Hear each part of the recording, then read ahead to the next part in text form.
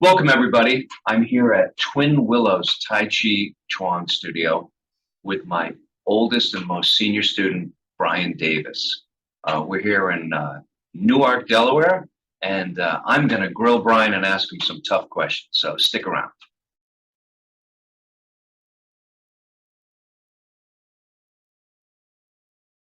Welcome, everybody, to another podcast, the Inspired Teachers Podcast.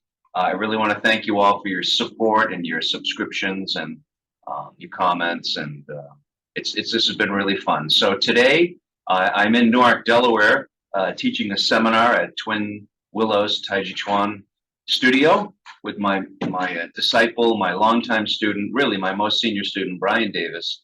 And I thought, hey, I've got him here. I'm going to interview him. Actually, what I'm going to do is I'm going to grill him. So I'm putting him on the hot seat, and he shares a very good seat with my old friend Ken Cohen, my old friend Paul Gallagher, and now my old friend Bryan Davis. So, Bryan, how are you? I'm well, sir. Thank you. I'd like to start out, and maybe you could just tell people like how we met. Like, how did you get to know me? How, my good fortune of getting to meet you. How did that start? Well, I had been studying Tai Chi locally here in Delaware for a little over a year. And my teacher at the time told me that he was bringing in this teacher from Boston, from Minnesota. And I was very interested to meet you and find out what was going to be going on. So I asked if I could go to the airport with him and pick you up, which is what we did back in 1984, in the fall of '84.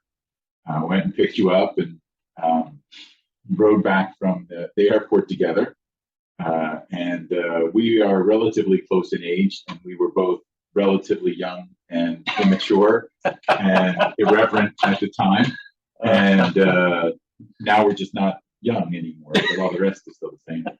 And we just were telling jokes and funny stories and making fun of how old my teacher was. He was probably 35 at the time. Ancient, decrepit, right? Yes.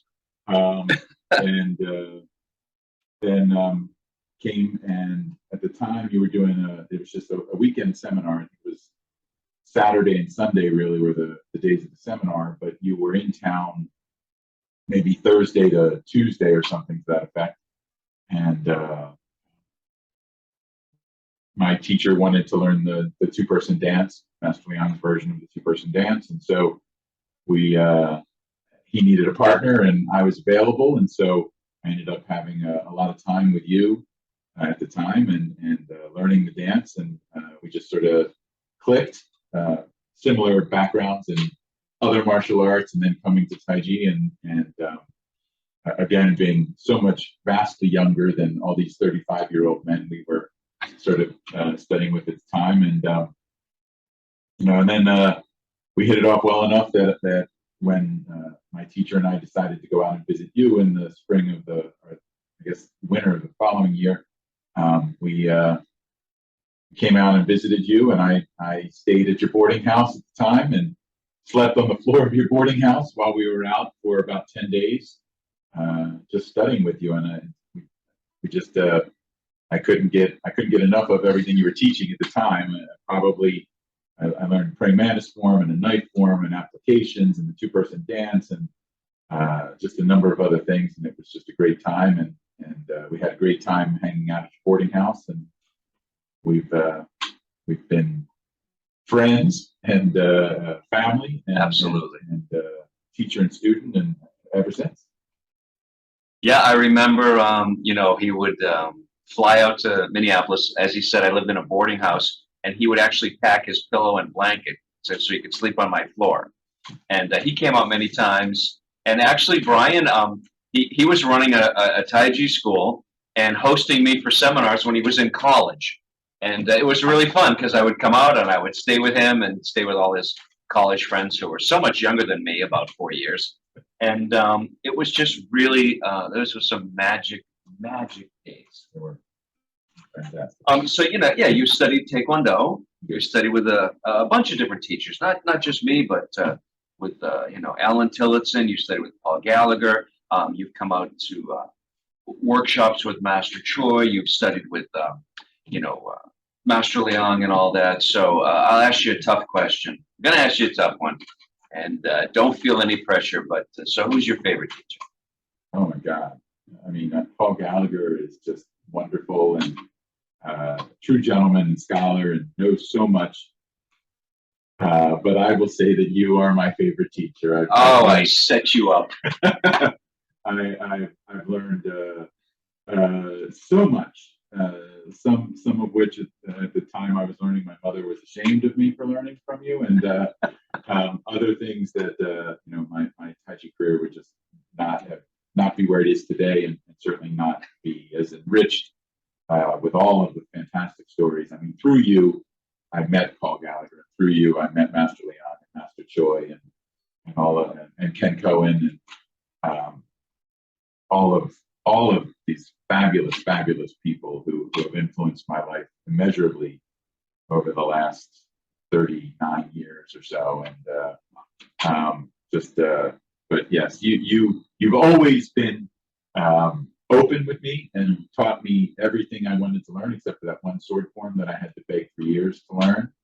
But it did finally teach me that sword form, so I feel good about that. And a little begging's good now and then. A little begging's good. But always very open, always very informative, always giving me all of the information and not just sort of enough of the form to get by without actually giving me the secrets of the form. And so you have been a fabulous teacher and friend and instructor over the years. Well, and my teaching method is the Master Leon method. There was, if we could call it that. And I feel very spoiled having learned that way, and I hopefully, I'm very pleased. I'm very honored that you said that. But you also learned from Master Leon. You were able to come and see him in St. Cloud and actually in New Jersey and a couple different venues. His 100th birthday. Would you give my audience a couple of Master Leon stories? What it was like learning from him, and share your point of view of what it was like with that great master. Well, it was always fantastic. He was always also very open and inviting, and always very funny, and picked on you mercilessly, which was probably the best part of any class with him I ever had. But you enjoyed him torturing me. Exactly. Yes. That was the best maybe thing that I ever got from Master Leon. But we were talking about the first time that I actually met him, and back to me meeting you. So Alan was my first teacher, and we flew out to Minneapolis in February of '85 over my spring break or my winter break or something from college. And we had been, the primary goal of the visit was to learn some of the two-person form, the two-person dance that Master Leon had. And so we had learned the first section or so of that. And I guess we had gotten there probably the beginning of the week, Monday. And so we'd been doing the dance for all of 4 days. And we went with you to your private lesson with Master Leon. And it was you and Jonah learning Udon sword. And we watched that, and that was fabulous just to watch him teach you guys that out of the book. And then you, being the troublemaker that you are, said, "Hey, Master Leon, these two people are here visiting from Delaware, and they've learned the two-person dance, and they want to demonstrate it for you," which could not have been further from the truth at the time. But you had 4 days under your belt. No, 4 whole days of doing this two-person form that I'd never seen ever before. So we did it. We did the first section of the two-person dance in front of Master Leon, and in his inevitable format, we finished, and it was atrocious. I know it was atrocious, but we didn't fall down, and we did make it all the way to the end. It's a good thing. And he just looked so very good, and I was like, it was, thank you, Master Leon, and I didn't tell him this, but I'm thinking, no, that was not very good, but we didn't fall down. And so After that, everything else I had to do in front of Master Leon was actually pretty easy because nothing was rougher than that moment. You got that out of the way. Got that out of the way right away. Yep. And I think that probably the next, I mean, I came out to visit you a number of times. We went up to visit him a number of times there. And you said we would visit him in New Jersey when he was there. One time in New Jersey, after I had gotten my lineage certificate from you,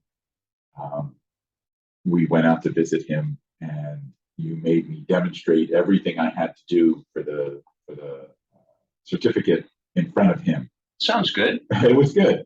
And, ironically, I was not, at that point in time, I was not,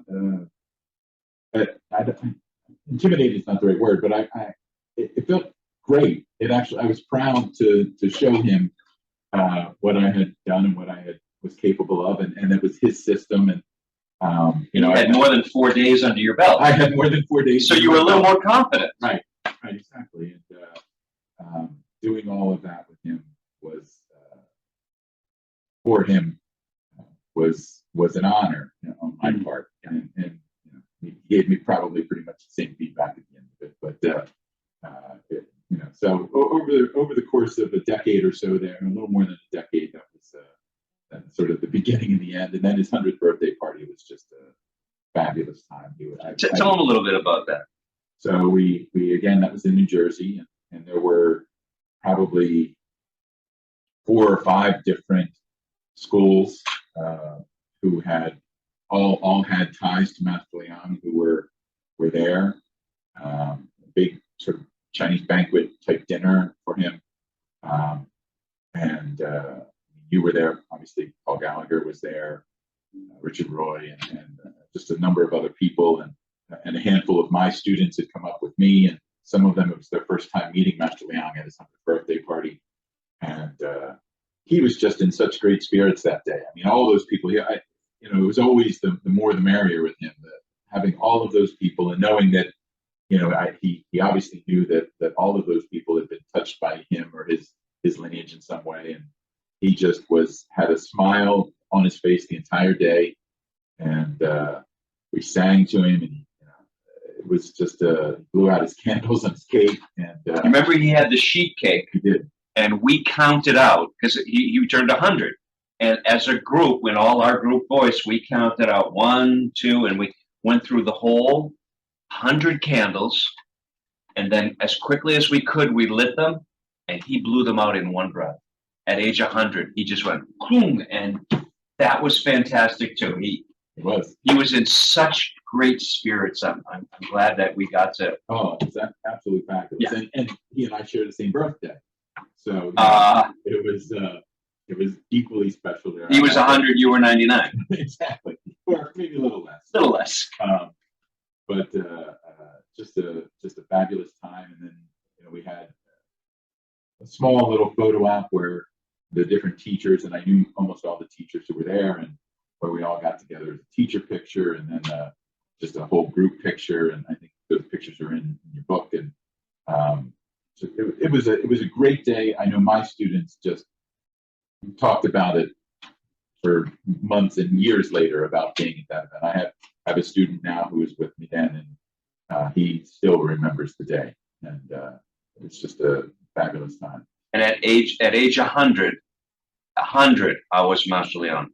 Oh, he was sharp as the day I met him. I mean, granted, I met him when he was 83, or 85, I guess. But yeah, he was completely knew every. I mean, not even a question. I mean, he knew everybody that was there and everything that was going on, and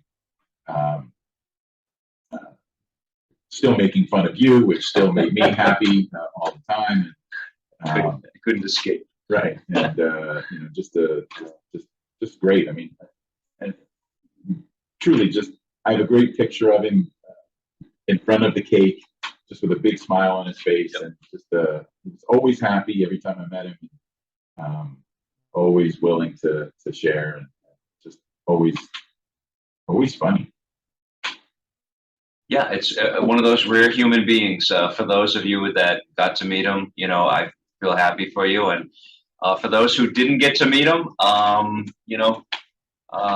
an amazing person. I'm really happy that you got to share and, you know. Absolutely wonderful. Yeah. I have a picture of him with my daughter, slightly after that. I guess slightly before his 100th birthday. How old was she? She was 1, or not quite 1. It was probably in June or so when we were there, and she would have turned 1 in August. And we managed to get her to stay with him for enough to take the picture. So I have this picture. Cute. He would have been 98 in the picture, and she was almost 1. And I mean, the memories of him are fabulous. Maybe I'll make that the thumbnail. That would be great. Yeah, it's a good picture of her. And yeah. That's awesome. So how many years do you think you've been studying Tai Chi now? In February, it'll be 40 years. 40 years. Yeah. Wow. 4 decades. Yeah. Um, Almost all of them with you. Good. I'm happy and honored. So 40 years of practice. What's your daily practice? What do you practice when you're free to practice and you're going to do what you want to do, not besides teaching? Give us a little insight. So what do you do every day? So meditate every day. Have to meditate. I can. Sitting, standing. How do you do it? Standing meditation. So I do a light warm up. I tend to work out in the morning because that's my free time. Everybody's asleep, and I have the room to myself, and do a light warm up, enough to sort of get everything moving, and then each one, the 6 positions of the standing meditation, and then the down family qigong, and then a round of the form, and then I usually do one weapon, whatever weapon I happen to be teaching at that particular time. I usually do that weapon just to see if anything pops into my head that I think is special that I should tell the class, or something. You know, if I'm doing the form, something maybe pops in that you told me years ago when I was learning it originally. And then a couple of the weapons that I'm not teaching. I try to go through one Tai Chi weapon and one non-Tai Chi weapon every day. And that rotates every day. Unless the mood strikes me to do another one. And that's my personal daily workout. About an hour or so a day is what I have right now. I have a full-time job and teach 3 hours a night. And teach 3 hours a night, yeah. five days a week. Yeah. So so I get to work out with my class, obviously, but my workout is around the weapon I'm teaching, and then a couple weapons that I'm doing, or even and also excuse me, sorry, maybe even a form that from your last visit that I'm still just trying to get ready. You know, we have, in 40 years of learning with you, we have never lived in the same state. The closest we ever got was when you lived in Rochester, right, New York. Which you visited me. I did visit you in yes, Rochester. You did. But you've for the most part been in Minnesota the entire time I've been studying with you. So I would get to see you maybe 6 times a year or so. And so I got into this habit of coming out and learning my form and writing the form in a notebook. Back when we started, there was no internet or no iPhone, no camera. No cameras. Video cameras were a big deal. Yeah, my students ask me what videos I have when I was learning, and I show them my notebook. Yeah, say this is what we used to call video back then. Yeah. And so and you always told me, well, if you want to own a form, you have to do it 10,000 times. And so I would learn the forms from you when I would visit you, and come back and try and get as close to 10,000 repetitions as I could before the next time I saw you at either you coming out here for a seminar or me being back out there. So I'm still sort of in that habit when I learn a form from you, and not quite as many as I used to 40 years ago, but I still try to keep those forms, the Shingi form that you taught me last time you were out, or the Lohan stuff we're working on, or whatever it happens to be. I work on those as well. Here's a tough question. Do you have a favorite form? You're stuck on a desert island. You can have one form. What is it? Solo form. Solo form? There's no other. Yeah, Yeah. I mean, one of my students asked me that the other day. We were talking about all these different forms that I learned from you over the years and everything. It's the solo form. I mean, that's it for me.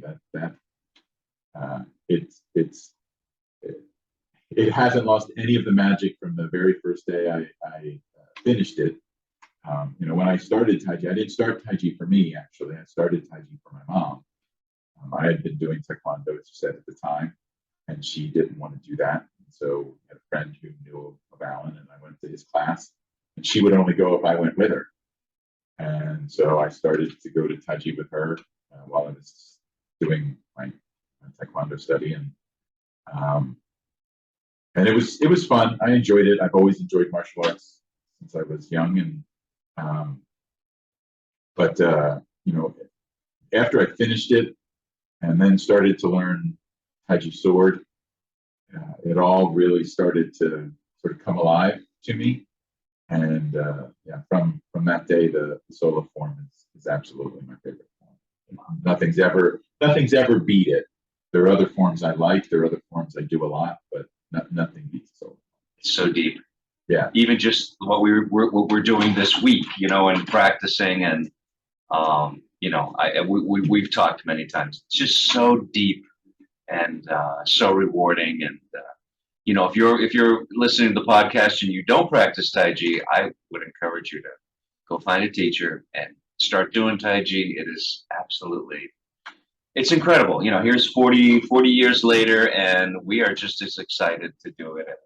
Every day I wake up and I'm like, I'm going to go do my form. It's just what I do. And it's, and there's so many facets, some days I just do it. I don't think about anything. I just do the form and just enjoy moving. And some days I think about the breath, and some days I meditate more, and some days I put more emphasis on applications as I'm going through it, or I might watch my footwork or think about, is there anything that, I feel like this would be better if I was this way or whatever. But every day it has never been dull. I've never thought, I got to go do the solo form. Yeah. It's always been Tai Chi again. Right. It's just what I do. Yeah, and I mean, we get to talk on the phone, and we exchange notes and practice, and it's exciting because it's like being a couple of engineers or scientists, and what are you working on? Or you'll ask me a question, or I'll go, hey, what do you think about that? And it's the same with Paul Gallagher. It's the same with all of our classmates. It's just a wonderful art. So yeah, fantastic, absolutely fantastic. So one question I ask everybody, and it's because I have a deep regret, and you'll hear this many times as I do these podcasts. If Master Leon dropped down out of the sky, out of a cloud, and landed here, I got a whole bunch of questions I would ask him, and I have one that I realized after he passed away that I really should have asked him. He lived to be 102. He went from the time of the last emperor up to the nuclear age to very early computer age, the whole deal. I mean, he saw such an amazing change in humanity. He had an amazing life. And I regret not asking this question, so I ask everybody this question. And the question is this: if Master Leon were here, I'd say, sir, what is your happiest memory? And so now, Bryan Davis, sir, I'm asking you, what is your happiest memory? Well, not to be sappy or outside of the Tai Chi realm here, but I have two beautiful, wonderful daughters. So I don't have one happiest memory. I have two, and it is the birth of each of them. Beautiful. I was there in the room when they were both born, and held them as they were born, and I remember, to this moment, they're in their 20s now, and I still vividly remember the moment they came into the world. I mean, I can describe the room they were in and what direction it was facing. Now, vivid memories, and absolutely the most fabulous memories. Happiest joy of your life. Absolutely, without question. That's good. You can mention. You can say their names. Meeting you, Rose and Grace are my daughters. Fabulous girls. each unique and each wonderful. Beautiful. I mean, meeting you was really great too, sir. But I can't compare to the birth of your daughters. Yeah. All right, I can take third or fourth place. It's okay. All right. That's beautiful. That's really beautiful. Absolutely, without question. I regret that I didn't ask Master Leon that, because he had such a varied life, and I really I love asking, whether I do it in the podcast or I do it in unfilmed parts of my life. I try to ask people, hey, what is your happiest memory? And I've gotten some amazing answers, and I really thank you for that. That's thank you for your honesty and all that. You have been an inspiration to me teaching on Zoom. And when the pandemic hit, and I had to close my school, and I'm trying to teach online, and you were my IT guy. I know I bugged you a lot, and I know called you up and what kind of camera should I use, and you really helped me out, and I took a page out of your playbook. And so I'd like to ask you, because you do an extensive Zoom, you have an extensive Zoom Taiji presence. What is the strong points of teaching on Zoom, and what do you see as the weak points teaching on Zoom? Well, the strong points are that I have a number of students who, over the pandemic, I taught in this room over Zoom 3 nights a week, I think, and when we couldn't be in person, and it seemed to work. I mean, the students responded very positively. I didn't really lose any of my student body after I started it up, and it seemed to work well enough. But now, what I think what I see as the benefit of Zoom is I can reach 2 groups of people that I can't reach in class, and they are either sort of 2 categories of one. They're either the infirmed or the people taking care of the infirmed. I have a number of students who enjoy doing Taiji but aren't healthy enough to make it to class on a regular basis, or be able to stand in a class for an hour and drive there and drive home. So in the comfort of their living room or wherever they're watching, can do Taiji. I have one woman who is great. She's on at least twice a week, every week, but her husband is in very, very, very bad shape, and she can't leave the house, but she can go into another room for an hour and do Taiji after she takes care of him, and she's on religiously every week doing the form. And so I think it allows those people who want to do Taiji but can't make it to class for real reasons. I mean, there are people on my Zoom who can't make it tonight because their car's in the shop or whatever, and all of that's great too, because then they don't have to miss a class. They can still get the information. But the people that I have on every week who are there because a spouse needs their care and they can't leave the house, or they themselves aren't particularly healthy enough to leave the house for that period of time, but really want to do it, I think it's very useful to them. The other element I have is that over Zoom, I've had students literally all over the world who are my students, and either students moved or knew me and moved away and found out I was doing it over Zoom. I have one woman who you met the other day, who is Japanese, who over the summer went back to Japan to take care of her mother while she had some time off of work. She's a professor at the university, and every day she was on Zoom taking class in Japan, and that was great. I have a student who studied with me for years, and for a reason moved to Texas. On every week, every Saturday, wow. She's on the Zoom class still, wow. And so still studying with me. She flew up here for the seminar, but every Saturday she's on Zoom, still studying with me, still learning, still reviewing everything from the seminar. I have another student who's in Washington, D.C. I've had students who were in California. I had a husband and wife with me for a little over a year who were in Canada, who were friends of students who were local and were looking for teachers. So just the reach that you can obtain with it and maintain with it. Like I said, this one woman from Texas is on every week. This one student I have in Washington, D.C. is on every week studying, and they enjoyed the teaching or have learned the whole form and don't care to go learn somewhere. Not they don't have to go somewhere else, so so it gives me that. So those are the two benefits I find from it.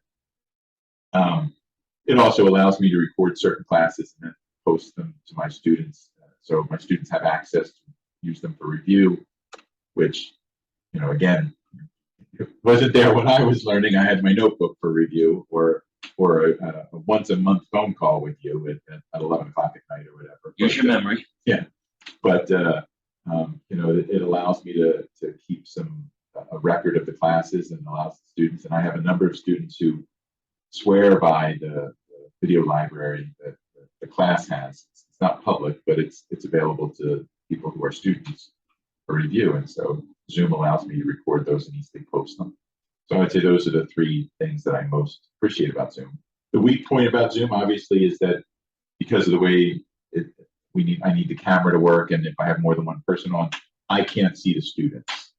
So correction, obviously, is very rough. I have to count on them understanding what I'm saying, or to ask a question when they don't understand something that I'm saying. So correction and making sure that everybody's doing it well enough.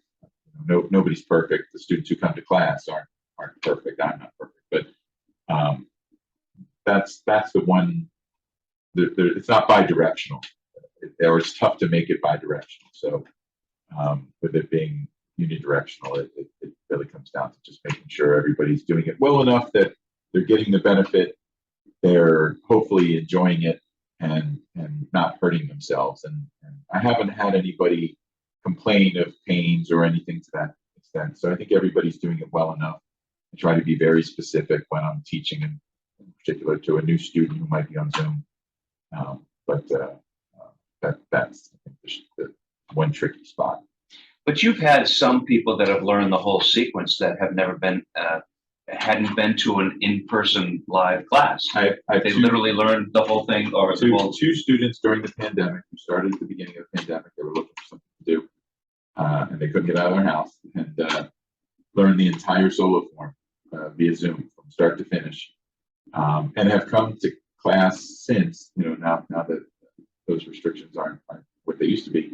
And I've watched them do the form, and it's good. I mean, it's there are things that if they had been in class probably would have been corrected, but 90% of what they're doing is good, and they again learn the whole form, and then when they were able to come to class, so yes, that's encouraging. It's worked great. It really was a real benefit over the past. I don't even know how long it's been now. 3 years, we'll say. Yeah, I mean, this is a question I'm asking everybody because I really, that's one of my crafts. I really try to hone and fine tune my teaching craft. And, just looking at what is the most I can get out of Zoom. There is an untapped student body. There is this whole bunch of people we can meet up, and I've talked with Ken Cohen and Paul Gallagher, and one thing we talked about would be a really nice hybrid where people, did as much work as they can on Zoom and then got together for like a seminar or retreat, and then had some of that personal transmission, of course, the hands-on and stuff. What do you think of that? Like a hybrid for really getting through to the deep teaching? I think that would be good. I mean, again, the woman who learned, the one woman I'm talking about right now who learned the whole form, when she came to class, she followed the form we were doing in class. And again, I mean, there were little things here and there that she may have still done that way if she had been in class, or maybe not. But certainly having the ability to where 90% of the learning has already been done, and now this is just sort of cleaning off the rough edges of everything. Refinement, fine tuning. Yeah. I'm encouraged, and really, again, I took a page out of your playbook, and it's really worked for me. So, I thank you for all your help. really steering me through the I'm an old guy, and some of that technology was a little scary, and Brian really helped me get through it. So, um, you know, Glad I go. yeah, you really did. Well, Brian, I have one final question. It's a really easy one. Oh, there's no pressure on you. But here's my final question. Sitting on the table is your magic crystal ball, and you're looking in the crystal ball. Tell us what you see. I would tell you that generically, I'm probably pretty optimistic about things. I am not optimistic about the generic future, at least the short-term future. I unfortunately see a lot a greater division in our society and a greater acceptance that division is okay. Mm. And that I think is actually the problem, is that it's the acceptance that it's okay to hate people who don't wear the same clothes you do, or not to get too preachy, or have the same color skin, or believe in the same whatever you do. Master Leon, have 1,000 friends, not one enemy. Yep. It's always been my guiding principle, and Tai Chi is, and just in general in life, to think, even when I had those people come to class who I thought, I don't want them to be a student. I always try to encourage them, find something else for them to go do, or find some reason why maybe this wasn't really what they wanted to do, and not ever just say, oh, you're horrible, or you're not the student I want, or always try to in a positive way make them find a different path than being there. And I unfortunately don't see that across the general of humanity. We're old, so we'll make it to the end. But as I mentioned, my daughters are in their 20s, and I do worry about the world, not just the America, but really the world that they're going to inherit. There's, just I feel it gets a little preachy here, and I'm trying not to be, but the state of the earth in general, global warming, whatever, and I feel that I don't see that reset button happening that's going to say it's not okay just to hate people because they're different, whatever that difference is, who they love, how they love, what they believe in. It's not mine to judge. I have my life to live, and I'm going to live my life, and I'm not going to be a hermit. But as long as you're not adversely affecting me, live the way you want to live. And I don't see that, unfortunately, clearing up in the next couple weeks here. And as much as we wanted. Yeah. Now, my Tai Chi, and if I look at a much more microcosmic view of things, yes, I have a much happier view of life. My daughters are have graduated and are doing have jobs and are living lives and being happy, and we talk all the time, and they're still part of the family. My brothers and sisters are around, and so you're still here, and Paul Gallagher, and we were talking earlier that maybe 10 years or so I get to retire, and I'm thinking, oh, how can I teach when I retire and just have my life be Tai Chi at that point in time? And all of that makes me very happy. So on a very, very microcosmic level, I have a slightly happier view than on the macrocosmic level. Well, as Master Leong said, Tai Chi is the whole world's exercise. Everybody should do it, and if we all do it, we'll all be happy and healthy, and the world will be peaceful and quiet. I really wish that for you and for everybody. So, thank you for your honesty. It is a tough question. I just have to say, think about it, because one of these days I may be interviewing you, and I'm going to ask you to look in your crystal ball and see what you see. But for now, Brian, this has been fun, wonderful. I hope to do another podcast with you. Maybe when I come back in the spring. Always a pleasure. I will have 7 more easier questions, maybe not, and we'll see what life brings. So until then, long life, good health. Thank you all. Long life, good health. I have a couple more podcasts coming, behind this one, and I really do. I appreciate your subscriptions and your liking that and putting your comments on and the whole deal. So really, I appreciate being able to offer this to you and for you to take your valuable time and watch. So until then, I wish you all the best.